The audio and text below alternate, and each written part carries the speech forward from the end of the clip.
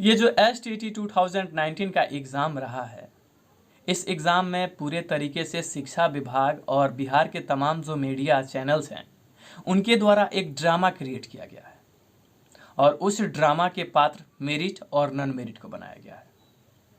जब आप कोई भी एग्ज़ाम देने जाते हैं तो एग्ज़ाम का टर्म्स एंड कंडीशंस आपको एक्सेप्ट करने होते हैं, उसके बाद आपको फॉर्म फिल या आप उसके लिए एप्लीकेबल होते हैं और आप जब एक्सेप्ट करते हैं तो फिर आगे के प्रोसेस में आप भाग लेते हैं। भाग लेने के बाद आपका रिजल्ट, आप एग्ज़ाम देते हैं और फिर आपका रिजल्ट पब्लिश होता है। रिजल्ट पब्लिश होने के बाद आप कहें कि जो टर्म्स एंड कंडीशंस थे उससे हम चेंज कर रहे हैं, ये कहीं नहीं होता। लेकिन इसी बीच आप देख रहे हैं कि मेरिट और नॉन मेरिट आपस में लड़ रहे हैं। आज मेरे पास बहुत सारे कॉल्स आए और मैंने कॉल्स मेरिट वालों के भी थे और नॉन मेरिट वालों के भी थे।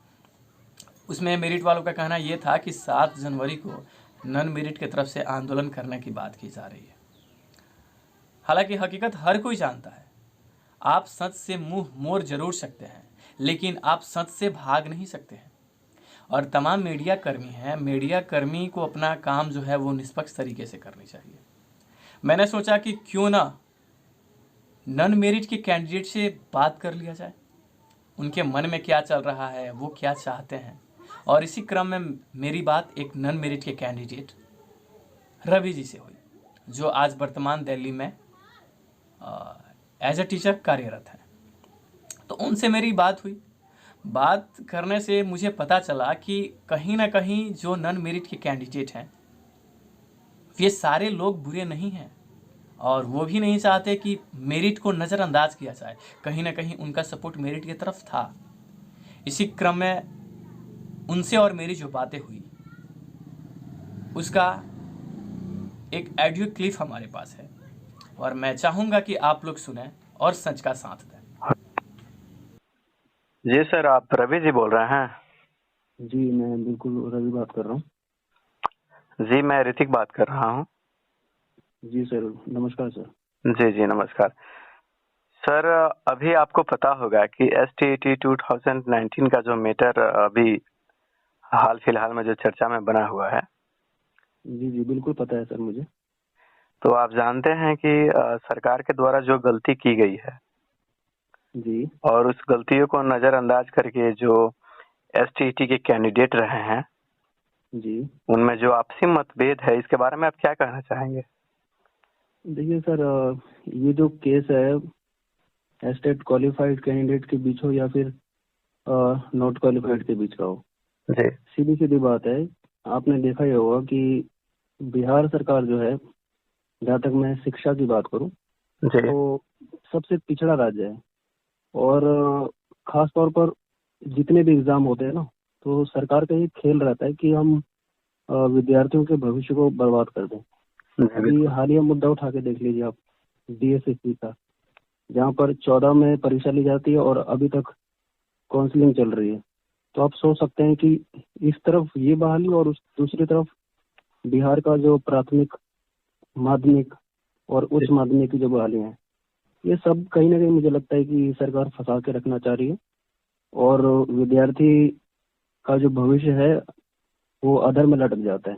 जी बिल्कुल। और जो गरीब बच्चे हैं खास तौर पर, आप उनके देखें तो ऐसा लगता है कि उनके लिए तो सरकार सोच नहीं रही है। और हाल फिलहाल में जो भी रैलियां निकाली जा रही हैं नीतीश कुमार जी के द्वारा, तो मुझे कुछ खास नजर नहीं आ रहा। और जर्जर अवस्था तो बना रखी है हमारे विद्यालयों की। आप जब जहाँ तक देखें, सरकारी विद्यालय की मैं बात कर रहा हूँ।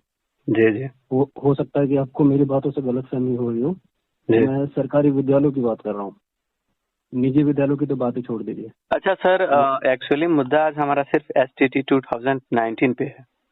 जी, तो इसके लिए भी मेरे पास एक वक्तव्य है, मैं बात करता हूँ। जैसे एक परीक्षा ली जाती है, सिर्फ STT 19 मेरिट और नॉट मेरिट की बात ही नहीं है। तो मेरा एक अपना एक वक्तव्य है, जहाँ तक मैं समझता हूँ इस विषय को लेकर, कि एक मेरिट कैंडिडेट जो है वो पढ़ाई करके आता है, अपने मेरिट पे अंक लेकर आता है, आगे बढ़ता है। और दूसरी तरफ वो कैंडिडेट है, वो भी मेहनत कर रहा है, लेकिन वो किसी न किसी कारणवश अपनी उम्मीदों पर नहीं खड़ा उतर पाता। लेकिन कुछ चंद लोग ऐसे हैं ना, हमारी बीच के लोग हैं, जी जो अपने खास फायदे के तहत जो है दूसरे पक्ष को लड़ाना चाह रहा है। जी वो ये नहीं चाहता कि वो आगे बढ़े, वो सिर्फ यही चाहता है कि मैं यहाँ पर खड़ा रहूं विभीषण की भांति और दूसरा लड़ता रहे, क्योंकि इनको कोई ना कोई मुद्दा चाहिए। और एस्टेट 19 में यही हो रहा है अभी तक। अच्छा तो अगर सर, भाई जब साहब STT 2019 का जब नोटिफिकेशन आया था, जी तो STT में चाहे जितने भी लोग शामिल हुए हैं, जी क्या उनको नहीं पता था कि STT का जो एग्जाम है वो विगत जी जितने भी एग्जाम हुए हैं उससे अलग है, और ये जी एग्जाम बिल्कुल STT मेरिट बेस पे होने वाला है सिलेक्शन? जी बिल्कुल, ये सब अवगत थे इस बात से। और 2019 का जो विज्ञप्ति जारी हुआ था जी बिहार विद्यालय परीक्षा समिति के द्वारा, जी उसमें खास तौर पर आनंद किशोर जो बोर्ड के अध्यक्ष हैं, उन्होंने साफ साफ कहा था, और ये बात सबको पता है कि ये अन्य परीक्षाओं से पात्रता परीक्षा बहुत ही अलग मायने में थी ये। और इसके लिए दो बार परीक्षा ली गई है, आप जैसा जानते ही होंगे। जी पहली बार जनवरी 2020 में, फिर उसके बाद रद्द कराकर सितंबर के महीने में, जब कोरोना अपने पीक पॉइंट पे था, उस समय पे हम लोग एग्जाम देकर आए। और आप देखिए नतीजा आपके सामने है। एक 12 मार्च का रिजल्ट। मतलब रवि जी, आप कहना ये चाहते हैं कि जी ये जो STT एग्जाम रहा, एग्जाम में जितने भी बच्चे शामिल थे सभी लोगों ने STT मेरिट में आने के लिए ही तैयारी किया था? हाँ हाँ बिल्कुल, कोई भी विद्यार्थी सर मेरिट में आने के लिए ही परीक्षा देता है। जी हाँ, लेकिन अगर वो किसी खास कारण से पीछे रह जाता है तो वो गलती विद्यार्थी की ही मानी जाएगी। जी। समझ रहे हैं, इस बात में भी कोई दो राय लेकिन नहीं है। आप सर, आप कितने निष्पक्ष तरीके से बात को रख रहे हैं। एक्चुअली आपसे पूछने का रीजन ये है कि आप खुद STT 2019 के कैंडिडेट रहे हैं, और जी, सबसे बिल्कुल। बड़ी बात तो सर ये है कि आप खुद नॉन मेरिट के कैंडिडेट हैं। जी मैं नॉन फिर भी आप सर इतने निष्पक्ष तरीके से बात रखे। आपको मैं मेरिट के तरफ से जितने भी कैंडिडेट हैं जिनसे मेरी बातें हो रही है, उन सभी के तरफ से आपको बहुत बहुत थैंक्स बोलता हूं कि आप नॉन मेरिट में होने के बावजूद भी निष्पक्ष तरीके से अपनी बातें को रख रहा है। बिल्कुल सर। अच्छा सर, आप उन्हें क्या कहना चाहते हैं जो नॉन मेरिट में आने के बावजूद भी मेरिट के लोगों को गाली गलौज देते हैं, उन्हें भला बुरा बोलते हैं? देखिए, हमें आगे की सोचनी चाहिए।